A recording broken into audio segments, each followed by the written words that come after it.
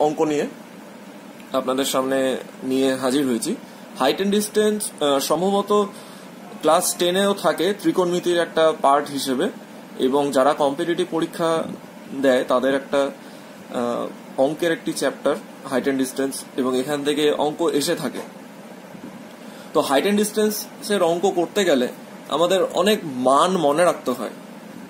যারা ত্রিকোণমিতির সঙ্গে পরিচিত তারা জানে tan থিটার মান কত, tan 30 মান কত, sin 30 মান কত, sin 60 মান কত, cosec 60 মান কত। এত মান মনে রাখা সম্ভবপর হয়ে ওঠে না। তো আজকে যে পদ্ধতিটা আমরা শিখব, আজকে যে পদ্ধতিটা সম্পর্কে আমরা দেখব, সেখানে খুব সহজেই আমরা হাইট অ্যান্ড ডিস্টেন্সের বেসিক যে অঙ্কগুলো আছে, আমি খুব জটিল পদ্ধতি আজকে যাচ্ছি না, জটিল অঙ্ক নিয়ে যাচ্ছি না, আমি খুব বেসিক অঙ্কগুলো যেগুলো আমাদের প্রায়শই করতে হয়, তো সেই অঙ্কগুলো নিয়ে একটুখানি আলোচনা করব। হাইট অ্যান্ড ডিস্টেন্সের থেকে যে অঙ্কগুলো আসে সেখানে প্রধানত তিনটে কোণের মানের অঙ্ক আমরা পাই। কি কি? একটা হচ্ছে 30 ডিগ্রি, একটি 45 ডিগ্রি আর 60 ডিগ্রি। এই তিনটে কোণের মানের অঙ্ক আমরা পেয়ে থাকি হাইট অ্যান্ড ডিস্টেন্স অঙ্ক করার সময়। খেয়াল করলেই আপনারা দেখতে পারবেন 30 ডিগ্রি, 45 ডিগ্রি আর 60 ডিগ্রি।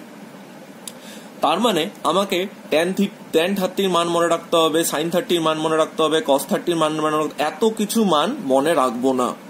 মনে না রেখে কিভাবে অঙ্ক করা যায় সেটা আমরা দেখব। প্রথমে আমরা তিনটে ত্রিভুজ এঁকে নেব, তিনটে সমকোণী ত্রিভুজ আমরা এঁকে নেব।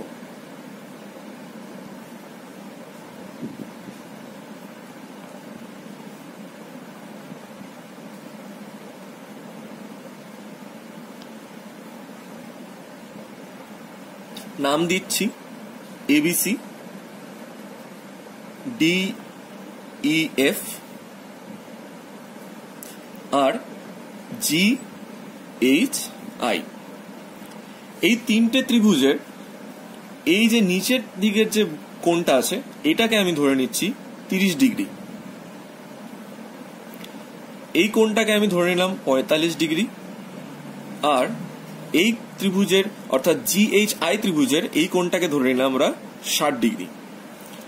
এক্ষেত্রে আমাদের মনে রাখতে হবে কি, যদি এই কোণটার মান, প্রথম ত্রিভুজটা নিয়ে দেখাচ্ছি, যদি এই ত্রিভুজটাতে এই কোণ C এর মান আমরা 30 ডিগ্রি ধরি, তাহলে এই যে AB, এই ত্রিভুজের লম্ব হচ্ছে AB, এর মান হবে, একক হবে, মান বলছি না, এর একক হবে 1 একক। আর এটা হচ্ছে ভূমি, BCটা হচ্ছে আমাদের ভূমি, এর একক হবে √3 একক। আর AC অর্থাৎ অতিভুজের একক হবে 2 একক।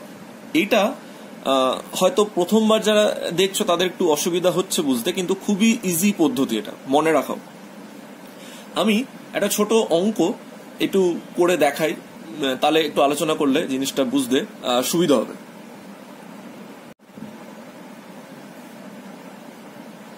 আমরা অঙ্কটা দেখতে পাচ্ছি যে গাছের উচ্চতা 30 মিটার দেওয়া আছে, গাছের উচ্চতা 30 মিটার দেওয়া আছে, ভূমির সাথে গাছের ছায়াটা কোণ উৎপন্ন করেছে 30 ডিগ্রি।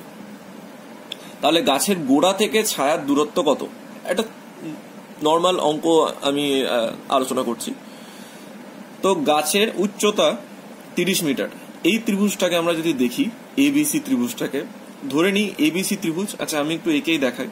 আমরা হাইট অ্যান্ড ডিস্টেন্সের অঙ্ক করার সময় কি করব, প্রথমে একটা ত্রিভুজ আঁকবো, এটাকে গাছ যদি মনে করি তাহলে এখানে লিখবো 30, এইখানে কোণটাকে লিখবো 30 ডিগ্রি, এবং আমরা এইটার মান, ভূমির মান বের করব। তাহলে লম্বর সাথে যদি ভূমির আমরা সম্পর্ক দেখি, তো আমরা জানি লম্ব বাই ভূমি হচ্ছে, লম্ব বাই ভূমি মানে হচ্ছে ত্রিকোণমিতিতে বা হাইট অ্যান্ড ডিস্টেন্সে লম্ব বাই ভূমি মানে হচ্ছে tan থিটা। তাহলে tan থিটা মানে হচ্ছে tan 30 মান কত হবে? তাহলে আমরা এটাকে লিখবো অঙ্ক করার সময়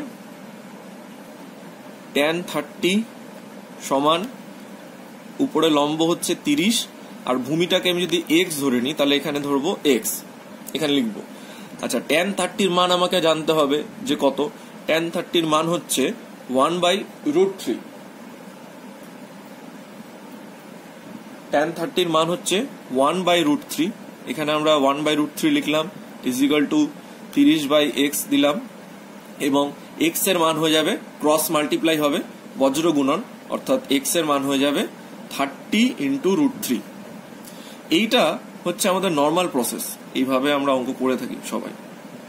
কিন্তু এইভাবে যদি আমি প্রসেস না করি, আমি ডাইরেক্ট মুখে মুখে অঙ্কটা করতে চাই এক লাইনে, এত কিছু আমি যদি না করতে চাই, তাহলে আমাকে কি জানতে হবে? 3টে জিনিস জানতে হবে। যদি নিচের এই কোণটার মান 30 ডিগ্রি হয়, তাহলে আমাকে মনে রাখতে হবে লম্ব হবে 1 একক, ভূমি হবে √3 একক, আর অতিভুজ হবে 2 একক। যদি এই কোণটার মান 60 ডিগ্রি হয়, ঠিক তার অপোজিট, যদি এই কোণটার মান 30 ডিগ্রি হয়, তাহলে লম্ব হবে 1 একক, ভূমি হবে √3 একক, এবং অতিভুজ হবে 2 একক। ঠিক এটার উল্টো হয়ে যাবে 60 ডিগ্রিতে। 60 ডিগ্রির সময় কি হবে? লম্ব হবে √3 একক, আমি বারবার বলছি √3 একক, অর্থাৎ লম্বর সাথে ভূমির যে অনুপাতটা সেটা হয়ে যাবে এখানে √3 একক, আর এটা হয়ে যাবে 1 একক, অর্থাৎ √3:1 বা √3 অনুপাত 1, আর অতিভুজটা হয়ে যাবে 2 একক। আর যখন 45 ডিগ্রি হবে কোণটা, তখন লম্ব হয়ে যাবে 1 একক, ভূমিও হয়ে যাবে 1 একক, আর অতিভুজ হবে √2 একক। ঠিক আছে, এই 3টে জিনিস যদি আমি মনে রেখে দিই, যে 30 ডিগ্রি যখন কোণ হবে, লম্ব হবে 1 একক, ভূমি হবে √3 একক, আর অতিভুজ হয়ে যাবে 2 একক। এর উল্টোটা হয়ে যাবে, যখন আমি 60 ডিগ্রি কোণ নিচ্ছি, তখন হয়ে যাচ্ছে লম্ব হচ্ছে √3 একক, আর ভূমি হচ্ছে 1 একক, আর অতিভুজ হয়ে যাবে 2 একক। এবার আমরা অঙ্কে ফিরে আসি। অঙ্কে বলেছে গাছটির উচ্চতা 30 মিটার। গাছটির উচ্চতা 30 মিটার, ভূমির সাথে ছায়া গাছটির কোণ উৎপন্ন করেছে 30 ডিগ্রি, গোড়া থেকে ছায়ার দূরত্ব কত? গাছের গোড়া থেকে ছায়ার দূরত্ব, তো ভূমিটার মান আমরা জানতে চাইছি। তো এটা যদি 30 ডিগ্রি হয়, এটা এখানে বলা হয়েছে 30 ডিগ্রি। ঠিক আছে, আমি আবার ছবিটা এঁকে দেখাচ্ছি। এখানে বলা হয়েছে এটা 30 ডিগ্রি, আর এটা জানি আমি 30 মিটার বলে দিয়েছে অঙ্কে। এক্ষুনি দেখলাম যে যদি এই কোণটা 30 ডিগ্রি আমি ধরি, যদি এই কোণটা নিচের এই কোণটা 30 ডিগ্রি হয়, তাহলে এই লম্বর মান হয় 1 একক, লম্বর মান হয় 1 একক, ভূমির মান হয় √3 একক, আর অতিভুজের মান হয় √2 একক। তো অতিভুজ আমার এখানে দরকার নেই, আমার এখানে দরকার হচ্ছে ভূমির মান। এবার আমাকে বলো, যদি 1 এককের মান 30 হয়, 1 এককের মান 30 হয়, তাহলে √3 এককের মান কত হবে? যদি 1 এককের মান 30 হয়, তাহলে √3 এককের মান কত হবে? 1 এককের মান যত হবে তার সাথে √3 গুণ করে দিতে হবে। 1 এককের মান যত হবে তার সাথে √3 গুণ করে দিতে হবে। তাহলে আমি এখানে সরাসরি বলতে পারি যে এখানে ভূমি হয়ে যাবে আমার 30√3 মিটার। আশা করি বোঝা গেছে, আশা করি বোঝা গেছে। যদি এক্ষেত্রে আমাকে বলতো 30 ডিগ্রি না দিয়ে একই অঙ্ক যদি বলতো গাছের উচ্চতা 30 মিটার, ভূমির সাথে কোণ উৎপন্ন করেছে ছায়াটা, ভূমির সাথে ছায়ার যে কোণটা সেটা উৎপন্ন করেছে যদি বলতো 45 ডিগ্রি, যদি বলতো এটা 45 ডিগ্রি কোণ উৎপন্ন করেছে, তখন আমি কি করতাম? তখন একটা ছবি আঁকতাম, এখানে লিখতাম 45 ডিগ্রি। আমি জানি এইটারও মান যা হবে 45, এখানে বলেছি 1 একক 1 একক, তার মানে 45 ডিগ্রি যখন কোণ হবে, তখন লম্ব যা হবে আমার ভূমির মানও তাই হবে, লম্ব যা হবে আমার ভূমির মানও তাই হবে। লম্ব যদি 10 হয়, ভূমিও 10 হবে যদি 45 ডিগ্রি কোণ উৎপন্ন করে। তাহলে এখানে 30 মানে হচ্ছে আমার লম্ব 30, এখানে লম্ব হচ্ছে 30 মিটার, আমাকে বলা আছে 30 মিটারটা আমি চেঞ্জ করিনি, তো 30 মিটারটা চেঞ্জ করিনি, কোনটাকে চেঞ্জ করছি, কোনটা 30 ডিগ্রি ছিল সেটা 45 ডিগ্রি করেছি। তাহলে যদি লম্ব 30 মিটার হয়, তাহলে আমার ভূমিও কিন্তু 30 মিটার হবে। আমি এটা ডাইরেক্ট বলে দিচ্ছি। এই 3টে জিনিস যদি আমার জানা থাকে, এটা কিন্তু আমি ডাইরেক্ট বলে দিচ্ছি। আর রইল 60 ডিগ্রিটা। 60 ডিগ্রির ক্ষেত্রে কি হবে? 60 ডিগ্রির ক্ষেত্রে যেটা হবে সেটা হচ্ছে এই প্রত্যেকটাতেই আমি দেখলাম যে 1 এককের মান দেওয়া ছিল 30, 1 এককের মান দেওয়া ছিল 30, তাই 1 এককের মান যদি 30 হয়, যে জানি যেমনি আমরা করি, একটার দাম, একটা চকলেটের দাম 5 টাকা হলে দুটো চকলেটের দাম কত, 5 দুগুণে 10, এখানে গুণ করে দিচ্ছিলাম। কিন্তু এখানে কি দেওয়া আছে, এখানে 1 এককের মান দেওয়া নেই, এখানে √3 এককের মান দেওয়া আছে, এখানে √3 একক। তাহলে এটা কি হবে, এটা হবে √3 একক এর মান যদি 30 মিটার হয়, √3 এককের মান 30 মিটার হয়, তাহলে আমার 1 এককের মান কত হবে, 30/√3। √3 দিয়ে √3 উপর নিচে যদি আমি গুণ করি,